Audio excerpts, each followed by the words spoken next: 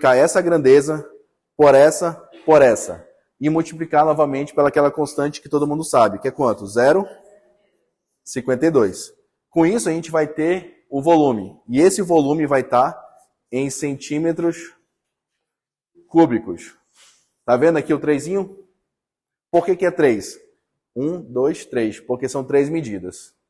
Certo? Toda vez que a gente for trabalhar com volume, nós vamos trabalhar 3 medidas que vão dar um volume em centímetros cúbicos. Então, isso aqui vai ser o útero. Depois que ele fala o útero, ele vai falar a outra informação de espessura, que é do endométrio, que é aquela partezinha interna da cavidade uterina. Esse endométrio, pela resolução dos protocolos, ele é dado em milímetros, mas em alguns lugares são dados em centímetros. Mas o certinho seria 100 milímetros mesmo, tá? Aí o doutor vai chegar e vai falar, olha, o endométrio está medindo 8 milímetros.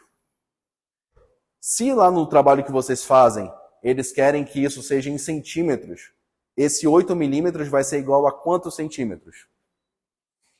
Lília, quanto é que vai sair? 8 milímetros. 0,8, certo?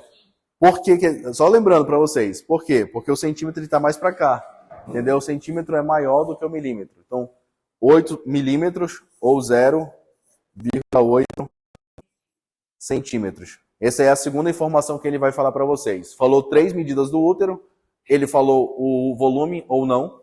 Se ele não falar o volume, vocês calculam o volume. Ele vai falar o tamanho do endométrio. E ele vai dar a característica do endométrio. Ele vai falar, o endométrio está centrado. Ou então, se ele não falar nada, vai subentender que o endométrio está normal. A frase para o endométrio normal, vocês podem falar, o endométrio ecogênico, centrado, medindo a medida que eles colocaram. Endométrio ecogênico, centrado, a medida que eles falaram, milímetros ou centímetros. Tá? Se ele falar o endométrio é trilaminar. Trilaminar é um aspecto do endométrio que ele vai ser o endométrio da fase ovulatória. Então, como é que vocês vão colocar isso aí? O doutor vai falar, o endométrio está trilaminar. Endométrio de aspecto trilaminar, tá? Endométrio de aspecto trilaminar, vírgula, centrado, isso quer dizer o quê? Que ele não está deslocado, ele não está indo mais para cima, nem para trás, nem para o lado, então ele está centrado. Não tem nenhum mioma lá que está empurrando ele, entendeu? Medindo tanto. Então essa aí é a segunda parte do laudo. Primeiro útero, depois endométrio. Aí lembrando, quando é que eu vou falar que o útero está aumentado de volume? A paciente que engravidou, que ainda não engravidou, 90 centímetros cúbicos. Aí que engravidou uma vez é quanto? 120. Aí que engravidou duas, 140. Aí que engravidou 3. Aqui engravidou 4. É, isso aí. Aí a gente vê que vai aumentando o quê? Aí centímetros cúbicos. Vai aumentando de 20 em 20, né?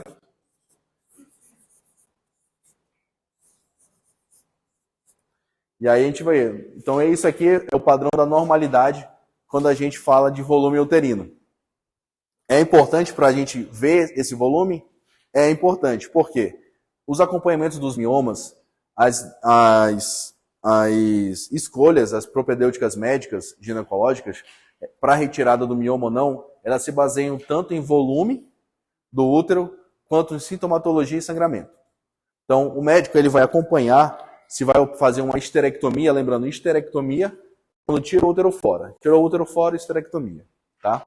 Eles vão ser modulados com esses volumes aqui. Mas lembre, o útero, quando tem mioma, quando ele é muito pesadão, ele fica bem maior que isso. Fica uns 200, 300, 500. Alguém já pegou aqui útero com volume maior que 500? Mais de 1000? E aparece assim, poxa, será que eu calculei certo esse volume?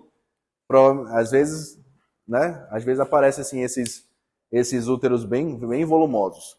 Nessas situações, quando nós deparamos com úteros de volumes maiores, é esperado que o médico ele faça uma contraavaliação pela via abdominal. Ele vai medir o útero pela via transvaginal, com o uso daquele transdutor transvaginal, e ele vai fazer uma complementação pela via transabdominal com o transdutor convexo, tá? Que é o usado para o obstétrico, que é usado para o abdômen. Ele vai fazer uma complementação. Por quê? como a Richa falou, o útero vai ficando tão grande que ele passa, às vezes, da cicatriz umbilical. Então, você precisa de uma avaliação por cima mesmo do abdômen, pela região pélvica, para você estimar de forma mais precisa esse volume uterino, né? Porque vai fazer a mudança da terapêutica. Será que vai optar já por tirar?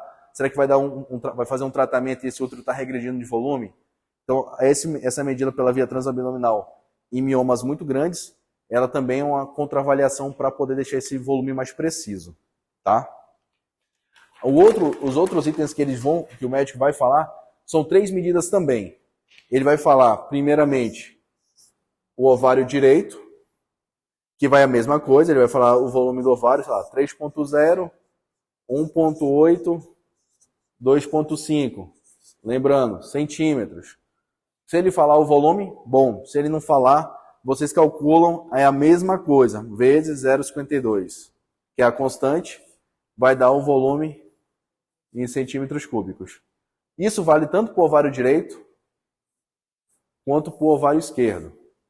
Tá? Então, essas duas estruturas vão ser colocadas dessa forma. E qual é o valor normal qual é o valor da normalidade desses ovários? Isso aqui é uma informação importante que podem até diferenciar vocês das outras digitadoras em relação a como vocês vão mencionar esses cistos aí, tá? Lembrando, se eu falo de cisto, a grande maioria das alterações estão onde? Cisto? No ovário, beleza. E aí, qual é o valor que você usa na normalidade, Frota? Pro ovário?